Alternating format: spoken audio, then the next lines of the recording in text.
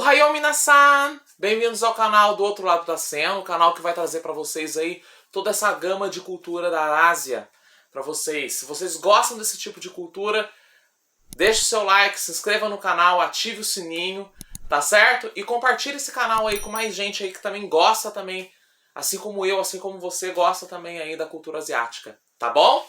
Gente, e hoje, como eu vou falar para vocês, hoje é o mês de junho, então mês de junho nós comemoramos a imigração japonesa aqui no Brasil, né? Que foi muito grande, que a gente tem uma grande quantidade de japoneses aqui no Brasil, graças a Deus, por isso que a gente tem esse gosto tremendo aí para essa cultura, certo? Muitos deles até vivem no bairro da Liberdade, em São Paulo. E para comemorar esse mês, esse lindo mês aí da Dia da Imigração da cultura, Dia da Imigração japonesa aqui no Brasil, eu resolvi falar para vocês de um filme que ele nem é japonês, nem nada, ele é um filme brasileiro, né? Que foi dirigido pela Tezuka Yamazaki, que se chama Gaijin, né? Gaijin Caminhos da Liberdade. Para quem não sabe, Gaijin, gente, significa estrangeiro lá na língua japonesa, tá? Se você quer saber muito sobre isso, olha, já ativa o sininho aqui, já deixa o seu like. E já compartilha para as pessoas e vamos lá.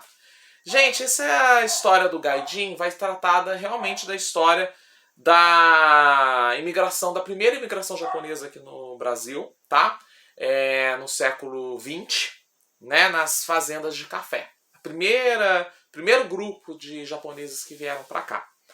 Como que isso tudo aconteceu, né? Bom, antes de mais nada, se precisava falar muito da Tezuka Yamazaki, porque ela se baseou muito na história da avó dela, chamada Chitoi. E a Chitoi, ela é o nome também da protagonista dessa história. Inclusive, ela é feita por uma atriz japonesa chamada Kyoko Tsukamoto, que é uma atriz lindíssima, né?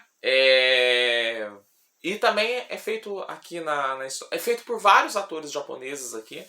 Eu achei muito bacana, tá? E também é feito pelo atores brasileiros, o Antônio Fagundes e o Gianfrancesco Guarnieri, um ilustríssimo ator aí, e onde que tiver, Deus aí bate palma para ele, porque ele foi um grande ator aí mesmo, né? E o que vai se tratar, gente? Vai se tratar realmente dessa imigração, né, do Kasatomaru, que veio para cá, enfim. Se eu não me engano, não sei se foi a questão do Kasatomaru, se foi um ano depois, enfim. Foram um dos primeiros grupos de japoneses que vieram aqui trabalhar. E o que acontece? Por que esses grupos de japoneses vieram para cá? Por que se teve essa imigração toda? Porque na época lá no Japão, no período Showa, né, que foi um período pós-Primeira Guerra, e veio uma guerra russo-japonesa por aí, né? Em que o Japão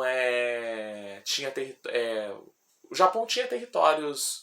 Depois que a Alemanha perdeu a guerra, né? O Japão ficou com os territórios da Alemanha lá na Ásia, né? Então era a Manchúria lá na China, na Coreia, enfim. E o que acontece, gente? O Japão estava indo muito bem, até que deu a Grande Depressão lá. Da queda da Bolsa de Valores de Nova York, em 1920, que mexeu com o mundo inteiro. Então teve uma grande depressão aí que se tornou, né? Foi uma coisa muito longa, essa grande depressão. Em que viviam-se numa pobreza muito grande. E o que aconteceu? Havia muita população japonesa morando no Japão.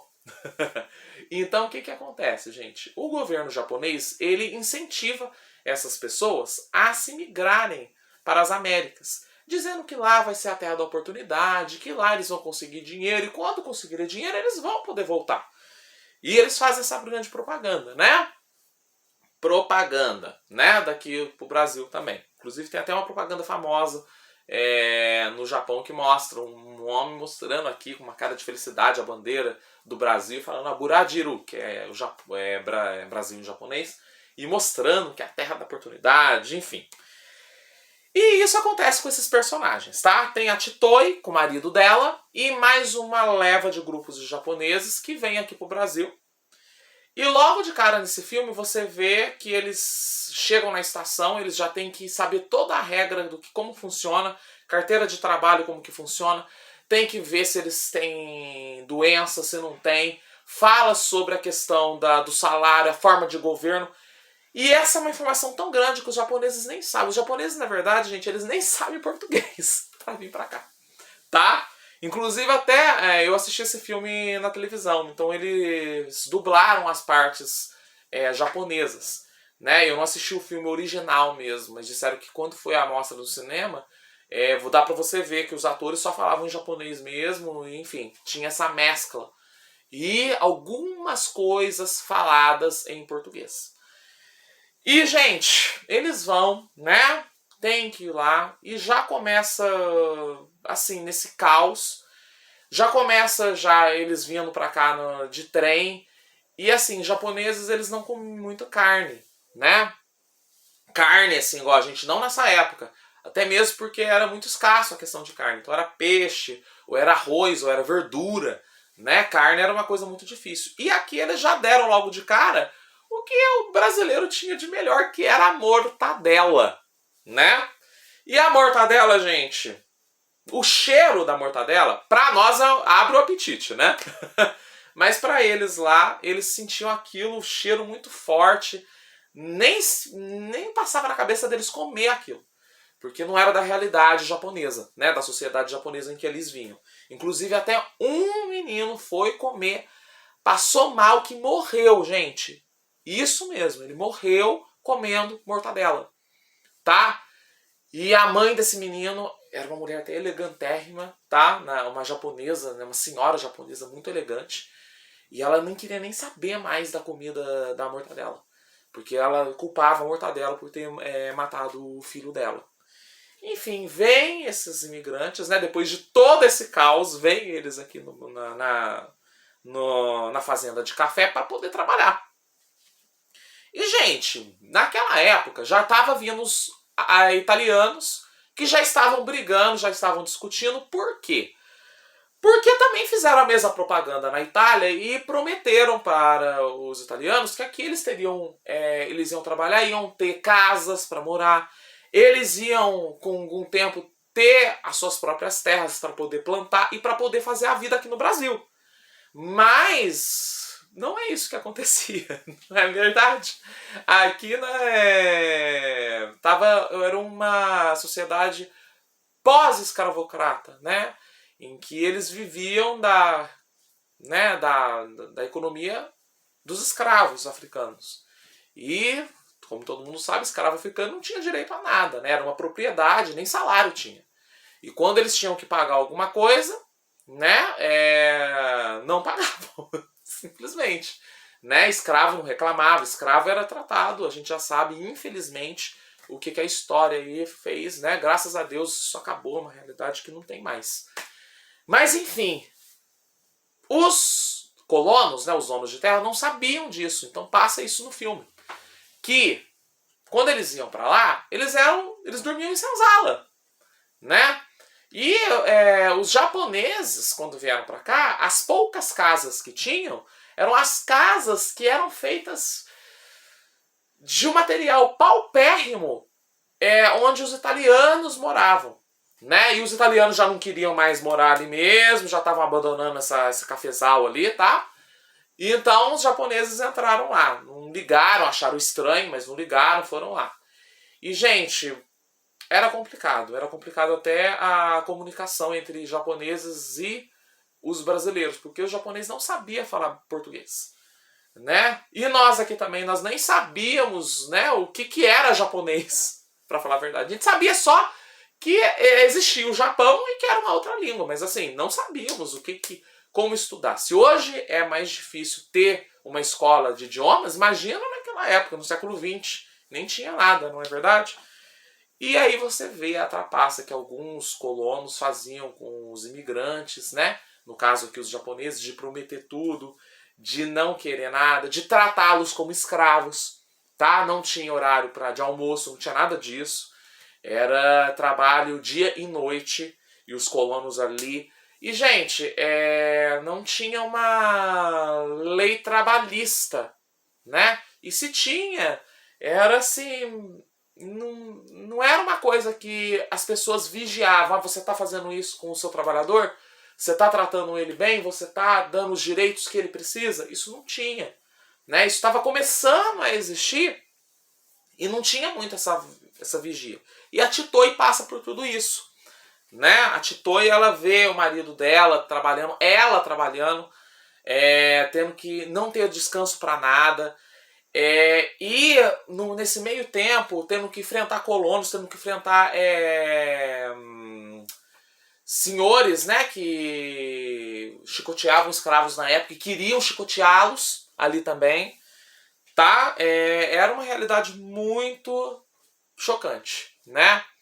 Inclusive, muitos japoneses acabam morrendo, acabam se matando, acabam cometendo harakiri, inclusive um deles acaba fazendo isso. Outros acabam se afogando na bebedeira, né? Porque eles aqui conheceram a famosa aguardente. E aí começaram a... Teve até um que começou a se embebedar, a vir bêbado para poder esquecer dos problemas. Enfim, gente, foi um tempo assim difícil, né? Para os japoneses aqui no Brasil. E também mostra a parte de como eles ajudaram, porque tem até uma discussão até no filme que eu acho muito bacana, que eles começam a falar, nossa, mas brasileiro só come carne, brasileiro só come, né? Será que eles não comem verdura? Vamos plantar verdura também. E aí você vê como que eles influenciaram a nossa agropecuária, né? Nossos produtos aqui mesmo, como que foi a plantação, como que foi muito a questão influenciável da Ásia para cá, né? Muitas coisas que às vezes eles plantavam lá e aqui a gente não tinha, hoje nós temos, né? E eles gostavam muito, até porque a terra da gente aqui era uma terra, inclusive até isso fala no filme, que a terra da gente era uma terra muito produtiva. E é que o brasileiro não sabia, né? A grande plantação dele ele não sabia. Só sabia a plantação de café, que estava bombando, né, na época. Enfim, e é isso que passa da história, tá? Inclusive, um dos aliados dos japoneses que ajudam eles é o Tonho, que é interpretado pelo Antônio Fagundes, que é um personagem adorável. Inclusive, ele tem... dá pra você ver que ele tem um interesse... Ele fica encantado com a Titoi, mas a respeita, tá? Até porque ela é uma mulher casada, enfim. Gente, olha, eu acho que é um filme assim que, se você quiser saber muito da realidade, acho que até um dos poucos filmes que nós temos, né? Devíamos ter muito mais, até novelas até falando sobre isso, porque assim, se você quer saber sobre como que foi a migração japonesa aqui no Brasil, esse filme aqui é o top mesmo, assim, é o recomendadíssimo mesmo, tá? Ele também tem a parte 2 dele, que é Gaijin Omimi Como Sou, que eu vou deixar para um próximo vídeo, que aí ele vai falar de uma maneira diferente. Ele vai falar das pessoas que estavam aqui e que nasceram aqui, descendentes de japoneses e que vão, inclusive descendentes da Titoi também, e que vão para o Japão para tentar a sorte, né? E como que é a realidade depois, né? O outro lado da cena, né? Bom, enfim, gente, olha, se vocês gostaram desse vídeo, compartilhe ele com mais gente que gosta desse tema.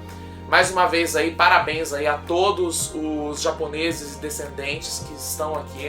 Vocês são vitoriosos, e vocês fizeram a nossa cultura brasileira ser uma cultura cada vez mais diversa.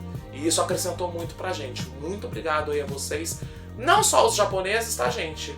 Aqui o canal também vai falar sobre a questão, mas assim, de todos os imigrantes, de todas as nacionalidades, não só da Ásia, mas do mundo inteiro aí. Muito obrigado aí por vocês tá nos proporcionando olhar, né, de uma maneira diversa a povos e culturas diferentes que estão morando aqui, tá certo? Gente, mais uma vez muito obrigado, deixa o seu like, comenta aqui, e é isso daí. Domo arigato!